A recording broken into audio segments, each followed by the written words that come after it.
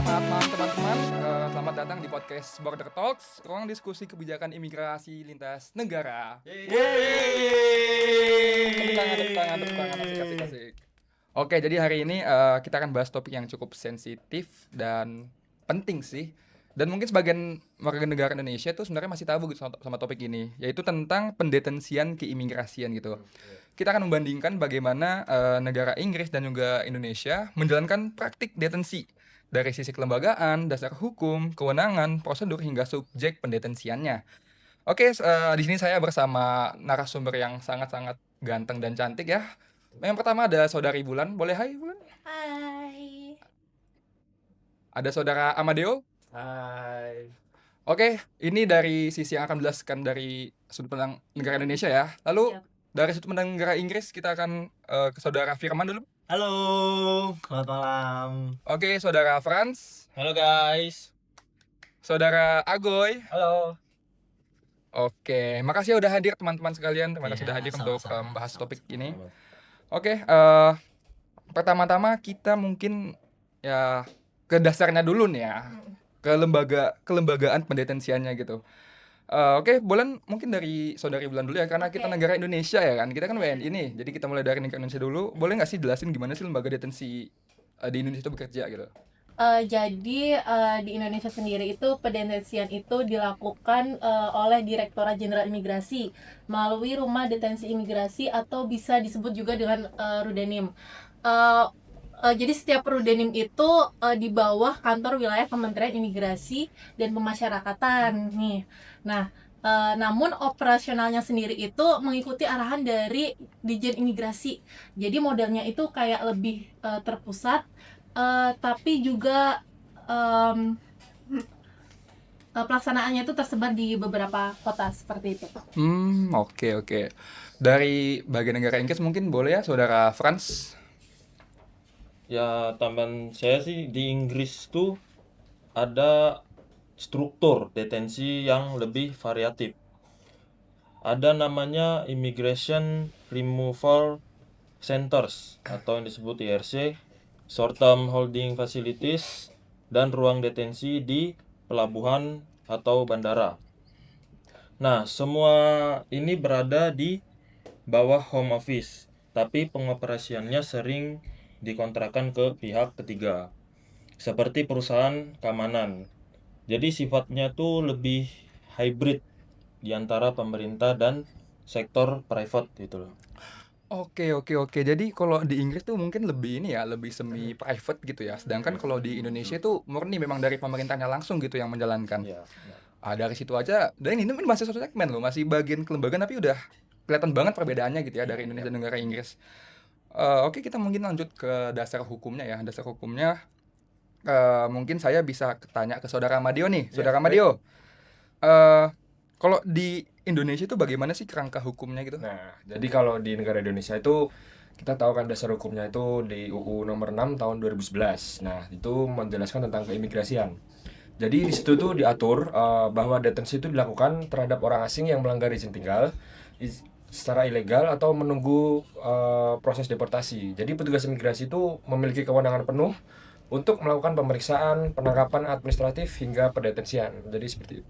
Oke, kalau dari Indonesia jelas gitu ya dari Undang-Undang Ya, Nomor 6 tahun 2011. betul. Kalau dari negara Inggris gimana ya? Mungkin saudara gue boleh. Ya, kalau Inggris sendiri itu mengandalkan prinsip atau peraturan Immigration Act, berbagai immigration rules, serta pedoman Home Office. Kewenangan detensi ini diberikan kewenangan khusus yang sangat spesifik seperti memverifikasi identitas, mencegah pelarian, serta mengeksekusi deportasi. Satu perbedaan penting di sini, Inggris itu menggunakan prinsip yang namanya no time limit for detention untuk orang dewasa. Ini sering memicu debat publik di Inggris. Oke. Kok dari negara Indonesia kan ada batasan kan, jelas 10 tahun gitu. Tapi kalau di negara Inggris ini nggak punya batas gitu. Jadi bisa gitu ya seumur hidup gitu ditahan gitu di dalam ruang detensi imigrasi. Kasian sebenarnya nih kok di negara Inggris. Untung nggak orang Indonesia saya ya. Untung. Kita masih punya kemanusiaan ya. Mungkin itu tadi yang dibilang memicu debat kan. Iya, benar, Gitu. benar. Oke, kontras banget sih sebenarnya antara Inggris sama Indonesia ini. Betul. Oke, lanjut dari saudara Firman, ada nggak sih tambahannya? Sebenarnya betul. Kalau dibilang kontras sih kontras ya. Namun di kami itu ada kontrol yang berupa kayak bail system dan judicial oversight. Jika terlalu lama juga, pengacara pun juga bisa mengajukan banding ke pengadilan. Oh, oke. Jadi seperti itu. Jadi mungkin nggak ada batasan, tapi ya siapa sih yang mau seumur hidup gitu ya? Iyalah, ya tapi Ya, kan betul. kita tuh bukan maksudnya tuh tidak ada batasan. Tapi ya kalau terlalu lama pun pengacara tuh bisa mengajukan banding. Jadi biar ya kita memberi kesempatan juga buat Oke, mereka. berarti masih fair ya sebenarnya. Masih fair Masih fair sebenarnya. gitu, nggak yang merta-merta kamu seumur hidup. Nggak mungkin gitu ya. Enggak lah. Oke, Kita oke, juga oke. memanusiakan manusia di sini. Oke, saya lanjut ke ini deh, subjek pendetensiannya. Baik. Saudari Bulan, siapa Ya. aja sih yang bisa ditahan gitu di negara kita ini? Oke, jadi di Indonesia itu hanya bisa menahan orang asing ya. Jadi WNI itu tidak pernah ditahan secara imigrasi. Nah, untuk kasusnya yang biasanya ditahan itu lebih ke overstay, terus pemalsuan dokumen, terus imigran ilegal, terus pencari suaka yang belum memiliki status UNHCR, terus mereka yang kena deportasi tapi belum bisa diterbangkan, seperti itu sih. Oke. Kalau dari negara Inggris yang lebih maju mungkin lebih luas ya. Gimana, Saudara Frans? Kalau Inggris tuh juga menahan non citizens juga ya, tapi cangkupannya tuh lebih besar dari situ, seperti pencari suaka, yang kedua tuh overstayer, ketiga orang yang gagal dalam permohonan visa, dan juga ada pelanggar hukum tertentu yang sudah selesai masa pidana tapi berpotensi dideportasi, hingga orang yang masuk dalam kategori national security risk, begitu Mas Agus. Untuk ini saya tambahin ya. Sebenarnya untuk anak-anak itu tidak boleh didetenikan lebih dari 24 jam. Kenapa itu? Nah, dikarenakan tapi ini adalah merupakan aturan ketat dari kami. Kemungkinan apabila ada keadaan khusus itu baru bisa kita deteni lebih dari 24 jam. Jadi seperti itu. Oke. Jadi anak-anak mungkin karena ya di bawah umur lah ya, Iya. nggak mungkin ya lebih dari 24 jam gitu. Karena Ada. kan juga masih di bawah umur juga. Jadinya kita itu tetap memantau juga lah perkembangannya seperti apa. Oke. Ini sebenarnya agak jomplang gitu ya. Kayak tadi kan yang kita lihat itu, yang kita sama-sama tahu, kalau di negara Inggris itu nggak ada batasan kan dalam Iya. waktu pendetensian. Tapi untuk anak kecil itu diperhatikan banget gitu. Bahkan jangan sampai lebih dari 24 jam gitu. Karena gini, tanpa batasan pun, tapi kita pun juga memberikan peraturan khusus untuk orang yang lebih seperti kayak anak-anak, orang tua, dan hal-hal yang lain tersebut yang memerlukan perlakuan khusus. Jadi walaupun tanpa batasan, tapi kita juga memperdulikan kemanusiaan. Jadi seperti itu. Oke. Versi. Iya.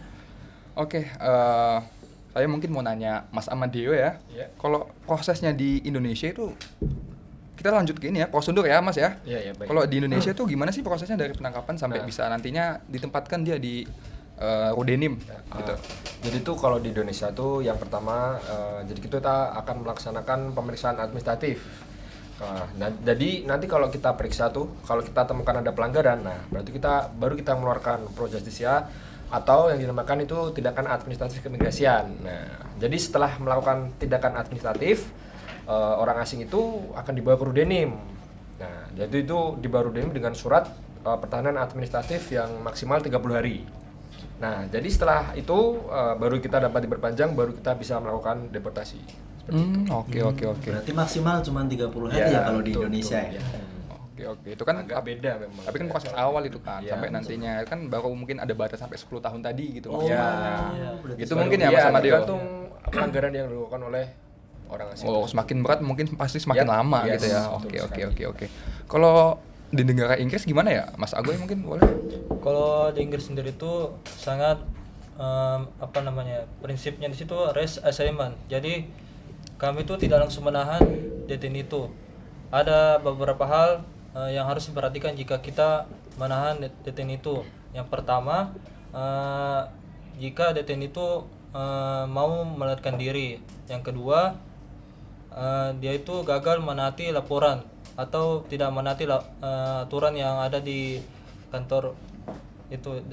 Yang ketiga itu proses deportasi sudah dijadwalkan tapi dia tidak mau untuk dideportasi. Dan yang terakhir ada ancaman keamanan yang diberikan oleh deteni tersebut.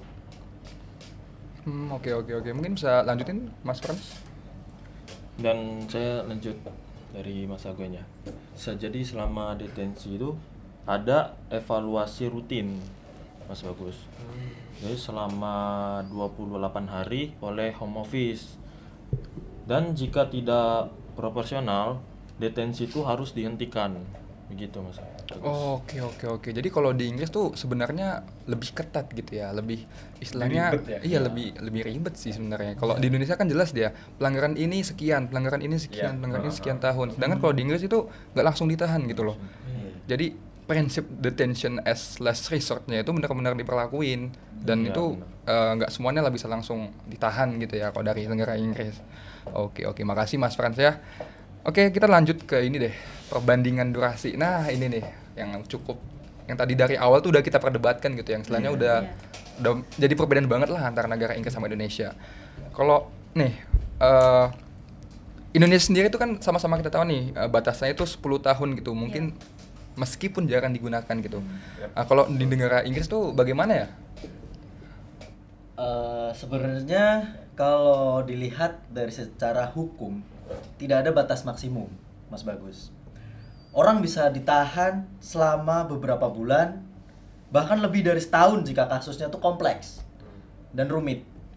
Namun durasi panjang selalu mendapatkan kritik dan Home Office harus membuktikan bahwa pendetensian itu diperlukan. Jadi seperti itu. Untuk di Inggris kita itu lebih mementingkan kasus yang terjadi, bukan sebagai ini seperti ini harus semua disamaratakan, enggak. Jadi kita harus menyesuaikan dengan ini kasus ini muatnya seperti apa sih, seberat apa sih harus kita ambil. Jadinya seperti itu kalau di Inggris. Jadi seperti itu Mas Bagus. Oke.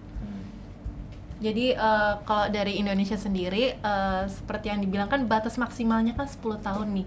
Tapi walaupun seperti itu kenyataannya itu prosesnya itu bisa lebih lama karena yang pertama itu ada kendala dari dokumennya. Nah, jadi kayak mungkin dokumennya itu nggak lengkap lah atau hal yang lain. Terus juga penolakan dari negara asal sendiri. Jadi kadang negara asal itu tidak bertanggung jawab kepada warga negaranya seperti itu. Dan yang terakhir itu lebih ke tidak ada tiket deportasi seperti itu untuk orang asing tersebut. Jadi kalau dari negara Indonesia nih lebih jelas gitu ya, istilahnya jelas. Batas durasinya itu jelas gitu, nggak kayak negara Inggris tadi yang pada dasarnya itu penjatuhannya itu berdasarkan kasus. Nah, tapi kalau negara Indonesia ini memang langsung dari batasnya gitu ya. Karena kalau di Inggris kita ngelihatnya bukan dari secara hukum, jadi bagaimana keberatan dari kasus tersebut. Jadi bagaimana kita untuk melihat dari sebuah cara pendeportasian atau seperti apanya, jadi kita bisa melihat dari sisi itu dan patut dijatuhi hukuman seperti apa. Jadi seperti itu di Inggris. Jadi lebih bisa fleksibel dan menyesuaikan seperti itu kan, Frans dan Agoy. Oke. Kalau di Indonesia kan berdasarkan batas durasi nih kan. Kalau di Inggris bagaimana Mas Agoy? Kalau di Inggris itu kita itu bergantung pada kontrol hukum atau bail atau pengawasan pada pengadilan. Jadi di Inggris itu tidak tergantung pada batas durasi. Jadi tergantung dari pengawasan hukum di pengadilan Inggris. Oke. Cukup ini ya, cukup kompleks sebenarnya dari masing-masing negara tuh ya. Dari Indonesia ada, dari Inggris ada. Jadi belajar banyak ya. Gitu. Oke, mungkin kalau kita refleksiin gitu, sebenarnya apa sih yang kita bisa pelajari dari dua sistem masing-masing negara nih? Mungkin bisa dari negara Inggris dulu ya, Mas Frans. Kalau kita refleksikan tuh ada pelajaran ya dari dua sistem ini. Inggris tuh bisa belajar dari Indonesia soal batas waktu yang lebih jelas, Mas Bagus. Sehingga ada kepastian hukumnya lah. Seperti itu. Nah, tapi kalau di Indonesia kita juga bisa belajar dari Inggris tentang masalah pengawasan judisial dan welfare standar yang cukup komprehensif di fasilitas detensi. Jadi mungkin kalau di Indonesia itu kan untuk fasilitas bagi para deten itu memang agak kurang ya. Mungkin kita bisa belajar dari Inggris. betul. Yang penting itu adalah keseimbangan antara penegakan hukum dan perlindungan hak asasi aja. Betul. Seperti itu. Oke. Kayak yang tadi dibilang Mas Firman kan, masalah kasus gitu, bukan durasi di Indonesianya gitu. Jadi masing-masing ini emang harus saling berkaca sih sebenarnya. Jadi sama-sama saling belajar lah, biar kita tahu dari sudut pandang Indonesia bagaimana cara untuk menindak, dari Inggris pun bagaimana cara kita untuk menanganinya. Jadi kita bisa tahu jadi antara perbedaan Indonesia dan Inggris. Jadi seperti itu Mas Bagus. Oke, jadi kawan-kawan ya, pembahasan tentang pendetensian keimigrasian tuh sebenarnya sangat luas dan kompleks gitu. Kita melihat gitu bahwasannya pendekatan dari negara Inggris dan juga dari Indonesia itu sebenarnya berbeda-beda gitu. Baik dari kelembagaannya, dasar hukum, prosedur, maupun durasi detensi seperti yang udah kita bahas tadi gitu. Terus yang kita bisa lihat juga bahwasannya dari masing-masing negara nih punya sudut pandang yang berbeda gitu dalam mengambil keputusan. Seperti Indonesia yang memang pada dasarnya lebih menitik beratkan kepada durasi gitu. Dan batasannya jelas gitu, 10 tahun, 10 tahun, 5 tahun, 5 tahun gitu. Sedangkan kalau di negara Inggris ini seperti yang tadi Mas Frans, Mas Firman, Mas Agoy jelaskan gitu, nggak ada batasannya gitu. Bahkan sampai semua itu bisa gitu ya. Bisa. Tapi walaupun mungkin sebenarnya kasusnya jarang gitu ya. Kasusnya jarang gitu. Jarang sih, dikarenakan bagaimana orang itu untuk masuk ke Inggris pun juga kami udah memperketat seperti itu. Oke. Terus tadi juga kan masalah anak kecil yang bahkan sangat diperhatikan Iya, gitu. Mereka kami tuh selalu memperhatikan. mereka tuh tidak boleh ditahan lebih dari 24 jam gitu kecuali ada keadaan mendesak. Ya, seperti Gitu kan. itulah. Oke. Itu di Inggris. Tapi bagus ya, Inggris tuh bisa memperhatikan anak kecil, bisa lebih diberatin gitu loh. Mungkin kan kadang ada yang negara yang agak nggak peduli dengan Sebenarnya tuh kalau kayak di gitu. Inggris Mas Amadeo, di Inggris tuh lebih kita itu menitik beratkan bagaimana kasus itu sekompleks apa dan seberat apa. Jadinya kita itu bisa menjatuhkan hukuman sesuai dengan porsinya. Nggak, siapa tahu ada yang sudah overstay hanya lebih dari 1 hari dan denda yang dilakukan sama dengan yang sudah overstay 100 hari kan. Kita nggak bisa langsung menitik beratkan dengan satu yang sama. Pasti berbeda juga Sedangkan kan. kalau di negara Indonesia dalam rentang waktu yang berbeda itu jatuhan hukumannya itu bisa sama. Iya. Gitu. Bisa sama. Jadi jatuhnya seperti itu. Ada plus dan poin minusnya yang ada di Inggris. Berarti Inggris tuh lebih terstruktur gitu ya. Lebih struktur tapi ribet Mas sebenarnya ya. Lebih ribet nggak sih? Iya, cuman kan lebih jelas gitu. Iya. Pembagiannya. Lebih fair sebenarnya, lebih fair gitu. Lebih fair. Oke.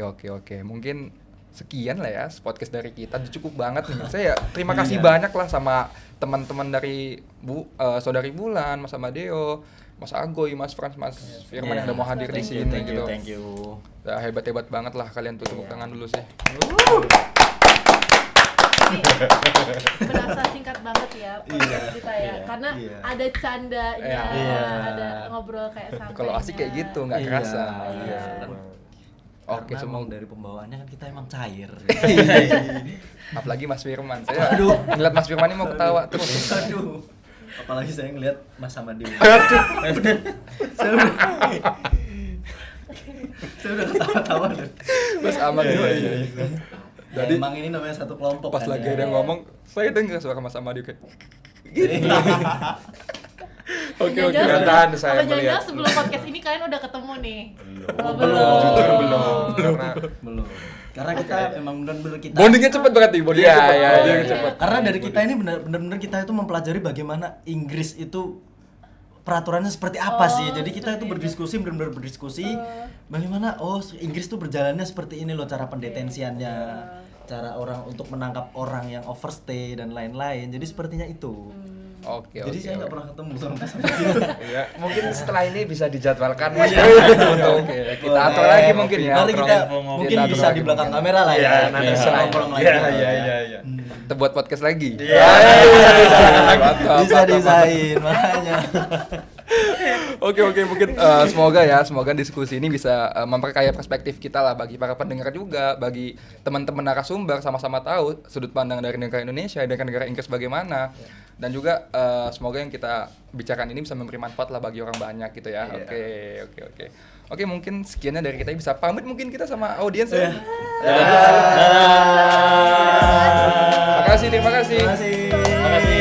Makasih udah meluangkan waktu menonton ya. Makasih banyak.